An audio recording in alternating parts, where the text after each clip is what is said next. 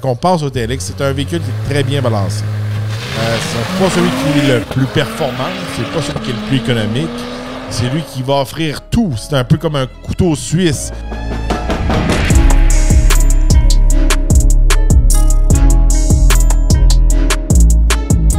Cet épisode du Torque Podcast est présenté en collaboration avec Fast Wheels. Aujourd'hui au Torque Podcast, je vous parle de mon essai routier de l'Acura TLX Type-S 2025. C'est un essai hivernal. La semaine que j'ai eu l'Acura TLX, c'était très hivernal, je pourrais vous dire. Plusieurs tempêtes. Même là, j'ai testé, je pourrais vous dire, à une certaine limite, le système intégral. Je vais vous en parler en profondeur. Pas beaucoup de changements pour 2025, mais encore un modèle qui est quand même populaire, je pourrais dire, qui en offre beaucoup pour son argent. Fait qu'on y va tout de suite avec les détails. Le Acura TLX Type-S est disponible à partir de 68 952 $ et le modèle à l'essai est d'une valeur d'environ 71 037 $. Sous le capot, on retrouve un moteur V6 turbo compressé de 3 litres, jumelé de transmission à 10 rapports automatiques. C'est bon pour une puissance de 355 chevaux vapeur et 354 livres-pieds de couple. On retrouve une traction intégrale sur le modèle TLX Type-S. C'est un système qu'on appelle SH All-Wheel Drive. C'est un peu leur signature de système intégral chez Acura. C'est un système qui offre autant du mordant que de la conduite sportive. Côté performance, on peut faire le 0 à 100 km/h en 4,6 secondes et le quart de mille en 13,3 secondes. Bon, sur la route, regardez, un véhicule qui va bien, un véhicule qui offre un peu de tout, je pourrais vous dire. Qu'est-ce qu'il faut regarder un peu, faut garder en mémoire quand on pense au TLX, c'est un véhicule qui est très bien balancé. C'est pas celui qui est le plus performant, c'est pas celui qui est le plus économique, mais c'est lui qui va offrir tout. C'est un peu comme un couteau suisse. Qu'est-ce que j'aime beaucoup de la TLX Type-S, tout comme le MDX Type-S, on a une suspension à l'air qui nous offre un bon confort sur la route. Fait que quand on fait de la route, on est sur l'autoroute, on le met en mode confort, ça va bien, ça prend bien les bosses, les nids de poule, ces choses-là. Puis quand on veut une conduite sportive, on change de mode, on peut le mettre en mode sport ou en sport plus. Le véhicule vient se rabaisser, il vient durcir la suspension, puis c'est là qu'on a vraiment une bonne dynamique côté conduite. Fait que c'est rare, je pourrais dire, les véhicules, surtout de ce montant-là, qui offrent autant je pourrais dire, un noir et blanc dans la suspension. Parce qu'il y a certains véhicules qui vont nous donner vraiment une bonne tenue de route, mais ils ne seront pas capables de nous donner vraiment un confort. Quand je pense à des BMW, ces choses-là, on va avoir une suspension très rigide, mais c'est comme, on a un rigide, très, très rigide. Puis l'Acura passe vraiment de confort à rigide, puis c'est bien de ce côté-là, puis j'aime beaucoup ça. Parlant des modes de conduite, ça change beaucoup, normal, confort, ces choses-là. C'est plate qu'on n'a pas un mode hivernal, par exemple. J'aimerais ça qu'il y ait un mode hivernal qui vient vraiment mettre la voiture plus en mode 50-50. Ça serait le fun de ce côté-là.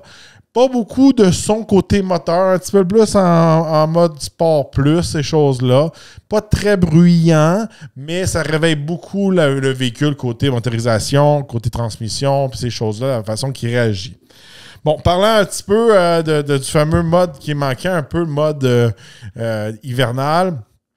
Pendant mon essai, il y a beaucoup neigé. J'ai dû aller à Montréal durant la nuit ou aux petites heures du matin pour aller porter mon beau-père à l'aéroport. Les routes n'étaient pas déneigées. C'était quand même dangereux, je pourrais dire, sur les routes en général. Je fais un épisode là-dessus, si vous voulez aller voir ça. Je parle en long et en large comment je trouve que c'est pathétique, les routes du Québec, comment elles sont entretenues. Le véhicule allait bien. Il poussait un petit peu trop du derrière, je pourrais dire, en mode propulsion pour donner un peu un style sportif, je pourrais vous dire. C'est le fun pour pousser dans les courbes, c'est le fun pour pousser quand il fait beau, mais quand on est pogné littéralement dans une tempête, quand que le derrière du véhicule se met à valser, c'est moins agréable de ce côté-là. Fait que j'étais un petit peu moins en confiance, je pourrais vous dire. C'est sûr que c'était la prudence était de mise, puis aller pas vite, c'était de mise. Mais des fois, on n'a pas le choix de faire des dépassements dans ces situations-là. Des fois, il y a des camions qui vont assez lentement, c'est pas déblayé, puis les camions viennent, je parle des 53 pieds, ces choses-là, viennent faire vraiment, ils lèvent la neige, puis on vient qu'on n'a aucune vision. Fait que des fois, c'est plate à dire, mais c'est plus sécuritaire les dépasser que rester en arrière de ces véhicules-là.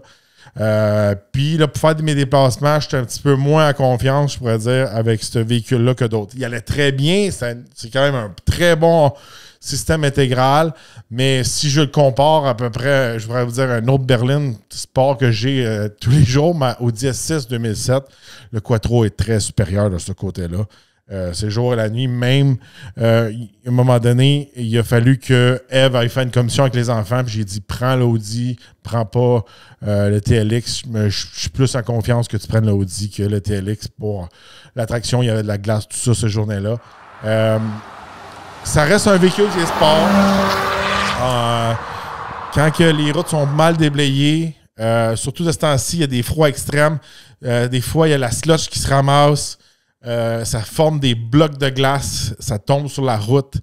Le véhicule est bas, on peut facilement accrocher des blocs de glace. Je pense que c'est ça qui est arrivé à un moment donné. Il y avait une espèce d'autobus devant moi, puis j'ai accroché un bloc, malheureusement. C'est des choses qui peuvent endommager le véhicule.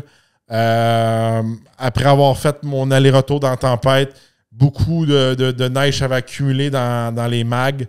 La glace, ces choses-là, les roues étaient débalancées.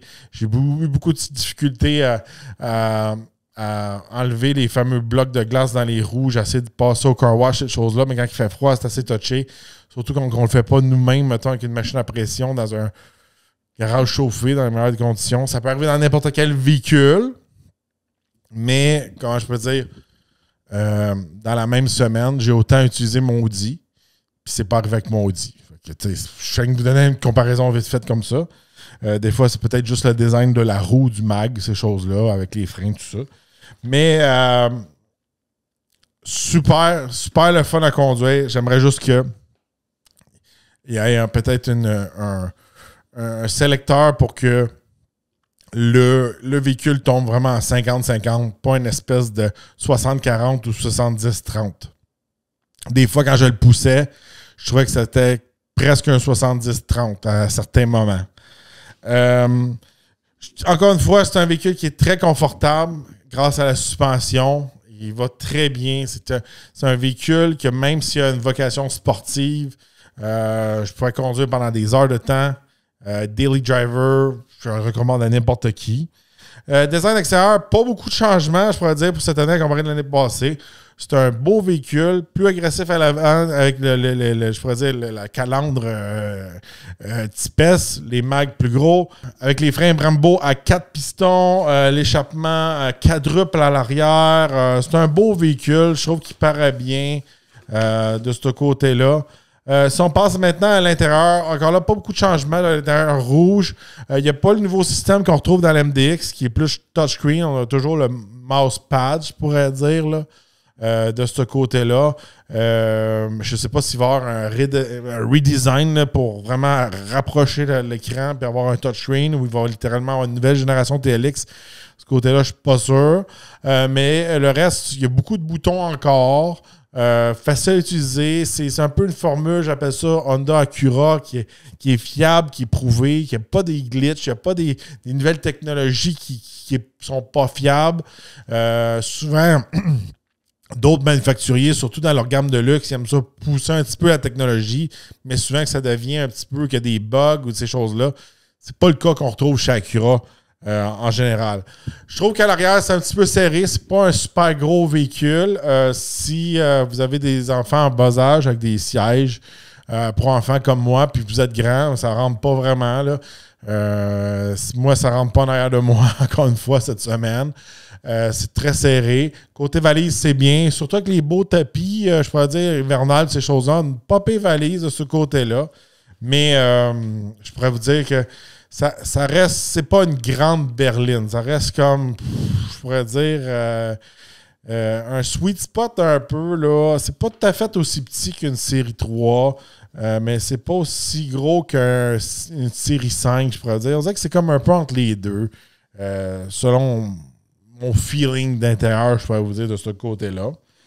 Côté consommation d'essence, c'est quand même bien. Je trouve que le V6 3 litres qu'on retrouve autant dans la TLX que le MDX, c'est pas les moteurs les plus performants. Chez BMW, vous allez trouver peut-être mieux. Audi, je veux dire, il y a des 600 lignes qui font chez Stellantis maintenant, le Hurricane qui est beaucoup plus performant. Mais c'est un moteur qui semble pas forcer autant que les autres. Fait qu'à la long terme, juste le feeling, je pourrais vous dire, semble un moteur plus fiable que beaucoup d'autres 600 lignes turbo. Juste la manière qu'il se comporte de ce côté-là. Je trouve qu'il consomme pas beaucoup pour la puissance qu'il développe. Il développe pas tant de puissance que ça. C'est pas si performant que ça, mais au moins, on consomme pas du 14, 15 litres, 13 litres au 100. Moi, pendant ma semaine, puis je vous rappelle que c'était quand même une semaine qui était beaucoup enneigée, puis tout ça, je faisais en prendre une moyenne de 11,5 litres au 100 km.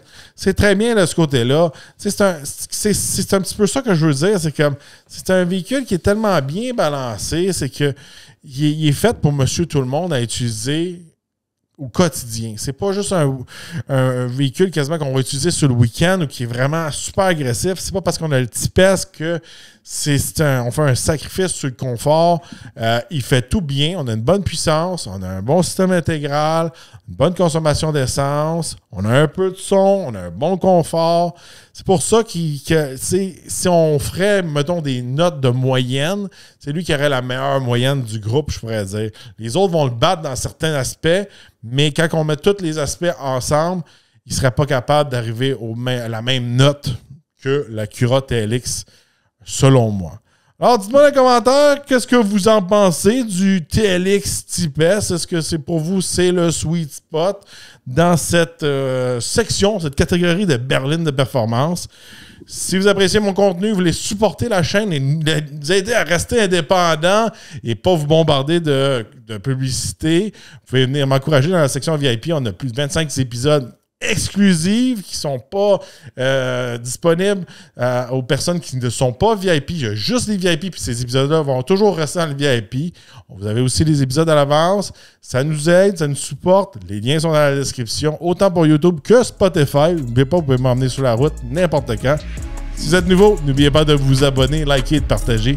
On se revoit dans un prochain podcast.